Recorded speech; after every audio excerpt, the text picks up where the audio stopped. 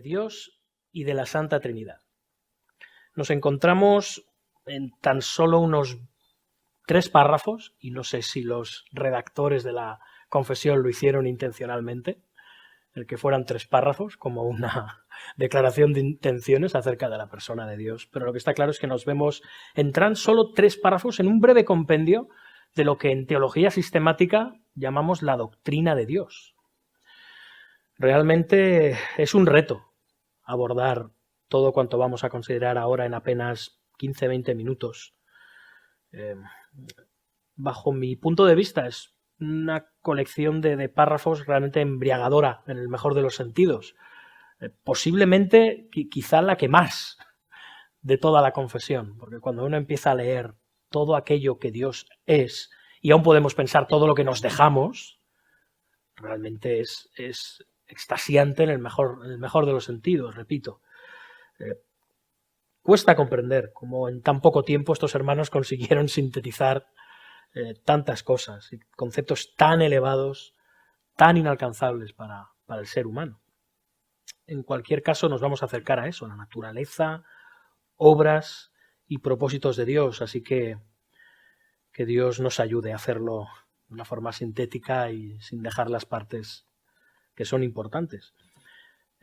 Acertadamente, la Confesión de Londres, así como la de Westminster, de la que emana, es teocéntrica, antropocéntrica, obviando lo que habíamos dicho acerca de las Santas Escrituras, que es como podríamos entender un prólogo. Primer capítulo, podríamos decir, aunque es el segundo, sería de Dios y de la Santa Trinidad. Es decir, es teocéntrica, antropocéntrica, va de Dios al hombre. Y digo acertadamente que lo hace la confesión, porque es la visión correcta de las cosas, es la visión bíblica de las cosas. Dios es la causa principal de todo. Es por Dios que existe el cosmos. Es por Dios que existimos nosotros. Es por Dios que hay un plan de la redención. Es por Dios que hay un medio en Cristo para salvar al hombre. Y es por y para la gloria de Dios al final de todas las cosas, que es todo. O sea que todo empieza y termina en Dios. Dios es principio y final de todo. Y esta es la forma de vida de entender los asuntos, y es importante que la confesión empiece con Dios. Y nosotros, al enseñar las Escrituras, al proclamar el Evangelio, al enseñar, aconsejar, exhortar a otros en nuestra vida de adoración y de santidad, debemos empezar siempre, siempre por Dios. Es por eso que la confesión empieza, muy apropiadamente, por Dios. Todo atajo es ir en contra de la doctrina y la verdad bíblica, y es poner a Dios un escalón por debajo de donde tiene que estar. Y aparte nos va a generar muchísimos problemas a la hora de entender la mayoría, por no decir todas las cosas que la palabra asevera. Hemos de partir siempre sobre la supremacía de Dios. Y es lo que hace la confesión. Y empieza en el párrafo 1, hablando de una forma, decíamos, muy sintética acerca de los atributos de Dios. Entendemos que Dios es primeramente trascendente, y dentro de Dios, a pesar de eso, vemos que hay atributos que en teología se llaman comunicables y atributos incomunicables. Atributos incomunicables son aquellos que son potestad exclusiva de Dios. Podríamos incluir su omnipresencia, su omnipotencia, ¿comprendemos? Su infinitud, son propios de Él. Luego hay otros que nosotros podemos desarrollar. Tenemos un cierto sentido, a pesar del pecado, hemos sido hechos a imagen y semejanza de Dios, tenemos un cierto sentido de la justicia, un cierto sentido del amor, incluso podemos decir de la misericordia, de la gracia. Son cosas que como criaturas, como hijos de Dios, se nos han otorgado. Que el pecado nos impide reflejar a la manera plena. Pues la manera plena es como lo ejerce Dios. Pero nos han sido comunicados. Así que, en primer lugar, pasando, los párrafos realmente hacen como una especie de, no hacen esta distinción de una forma clara, digamos que hacen como una especie de mezcla de todo, ¿sí? Para que tenga lo vais a ver cuando lo podáis leer y estudiar, tiene una relación coherente y consecuente en todo. No los separa, no pasa de lo incomunicable luego a lo comunicable. Empezamos con la singularidad de Dios. Dios es único y Dios es verdadero. Dios es el único Dios verdadero. No hay otro Dios. Todo Dios en oposición a Él, hemos de ponerlo en minúsculas. Es más, ni es Dios. Es injusto e inapropiado llamarle Dios, aunque las naciones, los pueblos a lo largo de la historia los hayan llamado dioses o Dios, no lo son. Máxime cuando sabemos que muchos de esos dioses son ídolos que no tienen vida en sí mismos. Son una representación inerte de algo. Dios es único, no hay otro Dios. Dios es verdadero, es el único que es verdaderamente Dios y tiene vida en sí mismo. Por eso podemos decir que es singular. Después vemos su independencia o existencia propia. Dios existe y subsiste en Él y por Él mismo. Y Él es el que sustenta y hace subsistir todas las demás cosas. Podemos decir que siempre se piensa en términos científicos en causa y efecto, pero Dios no es un efecto de nada. Dios es causa. Siempre ha sido causa. Él es la causa de todo. Él existe en sí mismo y por sí mismo. Después podemos ver su incomprensibilidad, el misterio de Dios. En esencia, Dios no puede ser comprendido, no puede ser entendido plenamente por nadie, salvo por Él mismo. Decían en la Edad Media los teólogos de la Edad Media que lo finito no puede comprender lo infinito. Aunque sí que Dios, aunque no es comprensible en un sentido pleno, sí que es cognoscible. Podemos conocerle. Podemos conocer todo aquello que Él ha querido revelar a los hombres, conforme a su propósito y conforme a su voluntad. Pero siempre hemos de acercarnos a Dios con la perspectiva clara del misterio de Dios. Pues es algo totalmente distinto a lo que somos nosotros. Empezando porque nosotros somos seres creados y Él no. Y esto es algo, hermanos, que cuesta mucho de comprender. Después pasa su espiritualidad a la confesión. Dios es espíritu, Dios es invisible, Dios es inmortal, en un sentido pleno del término, Dios es inaccesible, mora en esa luz inaccesible. No podemos ver a Dios y sin embargo vivir. Hay mucho que decir a este respecto, pues por medio de Cristo sí que algún día tendremos esa visión que llaman los teólogos la visión beatífica en la presencia de Dios. Pero la confesión no se detiene en ello, así que yo tampoco lo voy a hacer. Y por mor del tiempo tampoco podemos. Después pasa a hablarnos de su soberanía. Nos habla primero de la extensión de su soberanía. Su soberanía es universal, opera y obra en todas y cada una de las cosas. No existe una sola partícula, por pequeña que sea en el universo, que sea un agente libre de la soberanía y del control de Dios. Pues esa pequeña partícula sería suficiente para generar el caos. Nada escapa al control soberano de Dios. En las cosas creadas, en las cosas ocurridas que ocurren y que ocurrirán. Su soberanía lo abarca todo. Y es un gobierno, es una soberanía que la hace en plena justicia. Y conforme siempre, como veremos en el capítulo 2, conforme al propósito de su voluntad, la cual es santa y la cual es justa. ¿Y cuál es la meta final de la soberanía de Dios? Su gloria. Todo lo que hace Dios redunda por y para su gloria únicamente. Después nos habla del amor de Dios, de su bondad, de su verdad. Es curioso que la verdad y el amor tienen una relación intrínseca. Si no hay verdad, hay mentira. La mentira es maldad, por lo tanto no hay amor. Misericordia, perdón, longanimidad y, por supuesto, gracia. Son virtudes que tienen que ver con el gran amor de Dios. Y así lo plasma la confesión. Y luego, por último, nos habla del juicio y de la justicia. Como ¿Cómo se evidencia esta? Pues dando recompensa a los que le buscan, recompensándoles, galardonándoles, y dando castigo al culpable. Dios aborrece el pecado, pues Él es santo, y no dará por inocente al culpable. Al final vemos que realmente esto es así, incluso en nuestras vidas, en las vidas de aquellos que hemos sido redimidos. Pues Dios ha castigado nuestra culpa, haciendo culpable al Hijo de Dios por nosotros.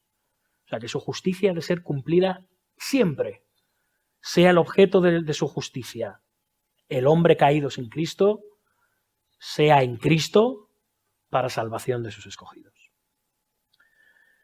Seguimos en el párrafo 2 y nos habla de las relaciones. Hemos visto los atributos de Dios.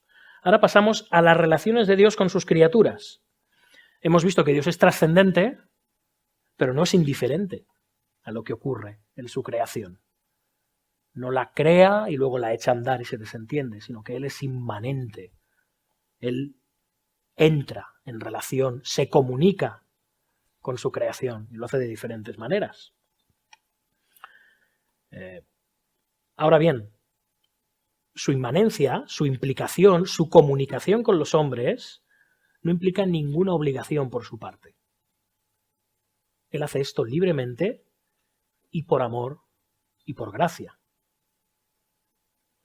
Así que, al final, ¿por qué es así? Porque la relación que podemos tener, que Dios tiene con nosotros, al final, ¿en qué redunda? Como hemos dicho, en su gloria siempre, y no en la nuestra. Nosotros no somos el motivo final de su comunicación con nosotros, sino que su gloria es el motivo final de su comunicación con nosotros. Lo cual no exime que haya amor, lo cual no exime que haya misericordia, lo cual no exime que haya perdón y que haya gracia. Pero el propósito final es su gloria. Vemos en el párrafo que Él es independiente totalmente en cuanto a sus criaturas. Él lo posee todo en perfección, no tiene necesidad de nada. Él no deriva ninguna gloria por parte de sus criaturas. ¿Le damos gloria? ¿Él merece la gloria? Él reclama esa gloria, pero Él no aumenta en gloria. Él es. Dios es inmutable.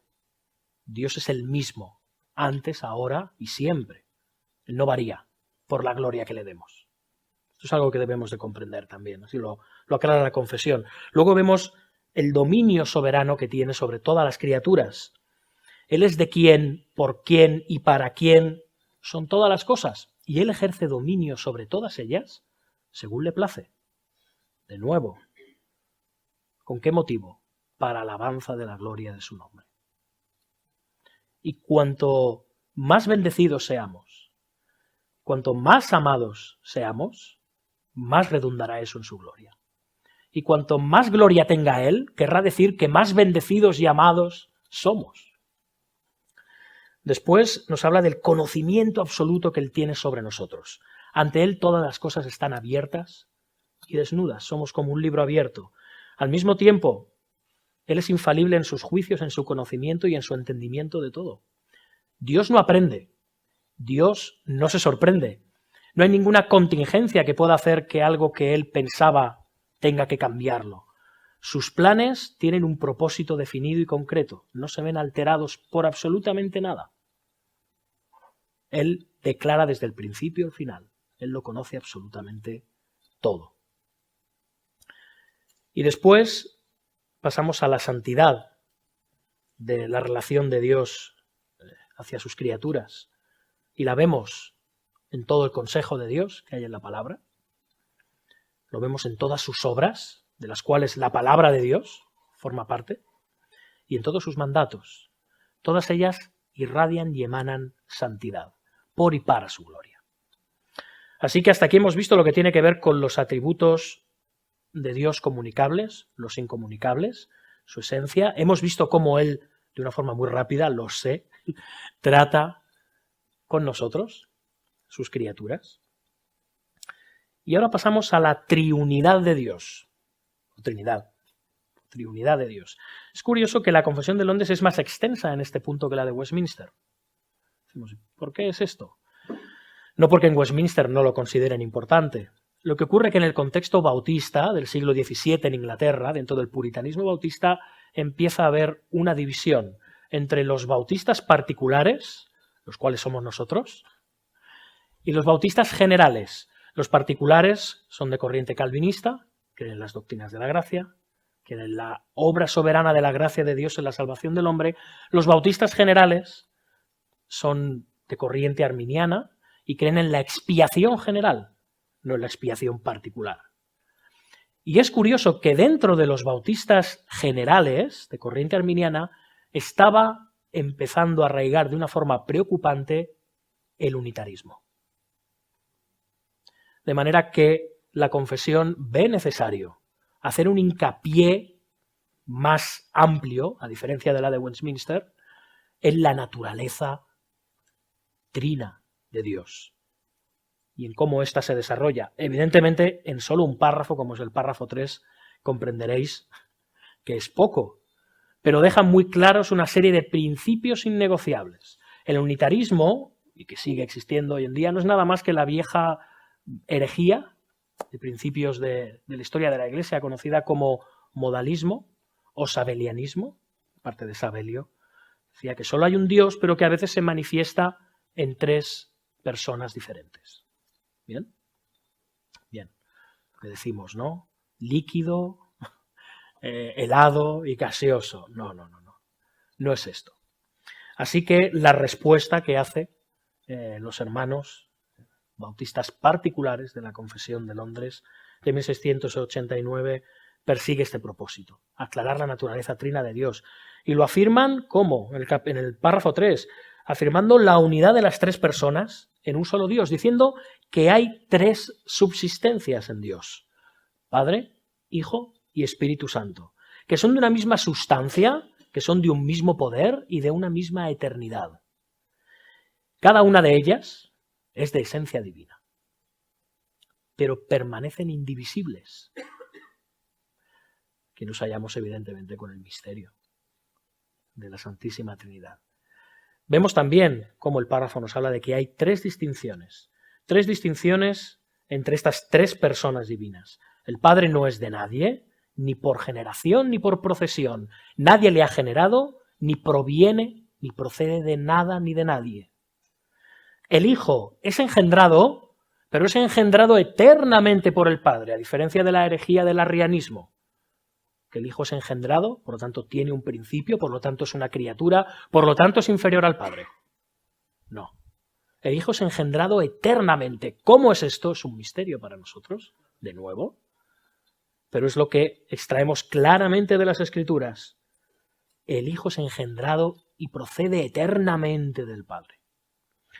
Y después el Espíritu Santo procede tanto del Padre como del Hijo. Si las Escrituras lo evidencian, que a veces se habla del Espíritu de Dios y también del Espíritu de Jesucristo. Después, ¿cómo explicamos esto? Como misterio que es. ¿Cómo se detalla la explicación de cada una de las tres personas? Todos son infinitos. Todos no tienen principio ni fin. Todos son un solo Dios. Pero sí hemos de distinguirlos al mismo tiempo por propiedades que tienen intrínsecas, por diferentes papeles que desempeña cada persona dentro de la Trinidad. Eso que se llama la economía de la Trinidad. Incluso dentro de esta economía hay un grado incluso de sumisión, lo cual es algo increíble. Vemos cómo se desarrollan entre ellos y en cómo se desarrollan con la creación. Y sí que vemos diferencias en cuanto a su papel. Pero esto no les exime a todos y cada uno de ser divinos, de ser infinitos, de no tener principio de fin, de ser eternos e indivisibles. Y vemos que es pertinente que se haga esta aclaración, porque como dice al final, el último párrafo, el párrafo 3 de este capítulo 2 de la Confesión de Fe, la Trinidad es el fundamento de toda nuestra comunión con Dios y nuestra consoladora dependencia de Él. Con relación a la doctrina de la Santísima Trinidad, tenemos este libro de Stuart Olyott, Los tres son uno, también servido y ofrecido por Editorial Peregrino. de una forma muy sencilla, trata el tema de la Trinidad. Y estoy diciendo sencillo porque entendemos que todos los que estamos haciendo este curso no tenemos el tiempo que a lo mejor un hermano que esté en el seminario tiene. Hay otros libros, también la exposición que hace Calvino en la Institución Cristiana acerca de la Trinidad es extraordinaria. Pero este libro es una muy buena introducción en cuanto a la doctrina de la Santísima Trinidad.